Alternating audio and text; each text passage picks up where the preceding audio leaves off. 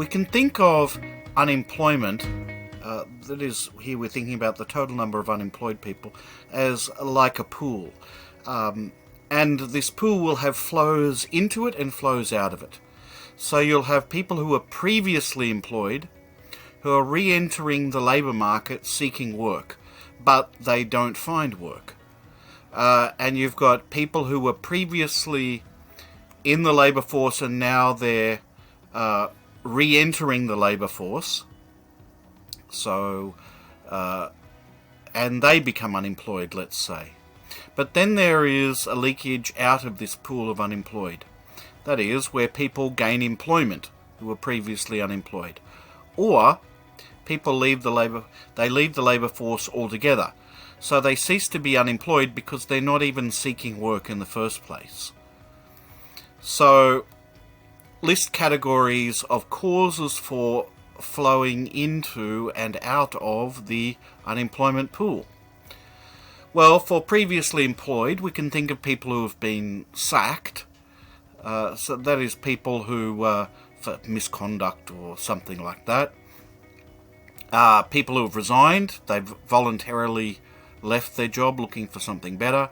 People who have been retrenched because their skills are no longer required. The position that they previously held no longer exists and they can't be redeployed.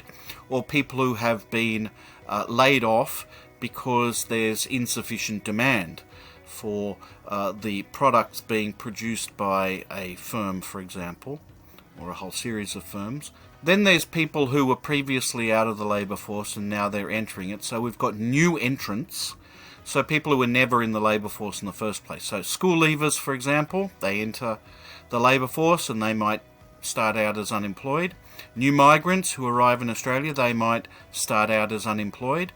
Or people who are returning entrants. So they were previously in the labour force, they left for some reason, and now they're returning. For example, women become pregnant, they take maternity leave, they leave the labour force for some period of time, and then after their children start going to school, they might re-enter the labour force. To a lesser extent, there might be men who do that as well, but obviously it's predominantly women. Also, there's a whole bunch of other groups of people who are returning to the labour force after they've left for some period of time. So, for example, people who were previously in prison, they're returning entrants. People who come out of retirement, they're returning entrants. In the case of gaining employment, it might be someone voluntarily left their job and they become unemployed for a period of time and then they eventually find the right job for them. There might be people who were unemployed because they didn't have the appropriate skills anymore. They were retrenched and they retrained and were able to gain employment in that way. Or it might be that people were laid off because there was insufficient demand, and as the economy grows, demand increases, new jobs are created and people gain employment in that way. Leaving the labour force is another reason why unemployment can fall. So people who retire, for example, they cease to be unemployed. People who were unemployed but they become discouraged about ever finding a job, and so they simply give up looking for work and they are no longer participants in the labour force. They're not classified as unemployed anymore. And then there's family duties, so people might leave because they have to, they might have a baby to look after or elderly parents to look after or something like that, and so they leave the labour force altogether. They cease seeking employment, or people die, and obviously in that case, if you're dead, you're not unemployed, you're not a participant in the labour force at all. If the economy were booming, what's most likely to happen to the unemployment pool and why? Well, if the economy is booming, then we can pretty safely say that new jobs are being created.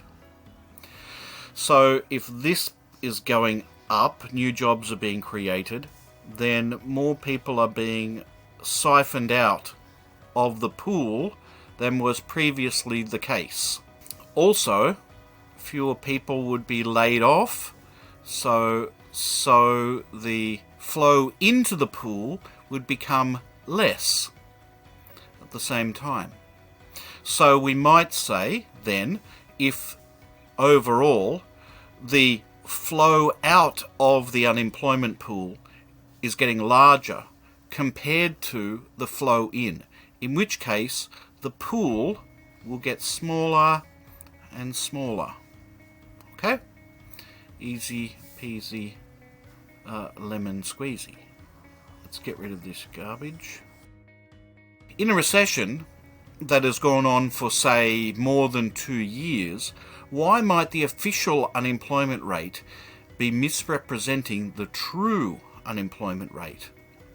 Well, it might be misrepresenting it because we would want to say that there are people who are going to start leaving the labour force who actually do want to work.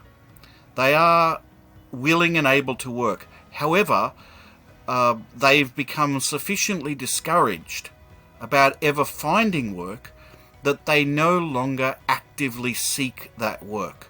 So when they are surveyed by the Australian Bureau of Statistics and are asked, are you currently seeking work? If they say no because they've given up, then they're not counted as unemployed. Even though, if you ask them, are you willing and able to work, they say yes. Now, for many economists, we would classify those discouraged people as they're hidden unemployed. They are in fact unemployed people, we would want to say. Even though, as far as the statistical definition is concerned, they're not. We would want to include them in the pool of unemployed. But they're not included in the pool of unemployed, so the official statistics understate the level of unemployment in the economy.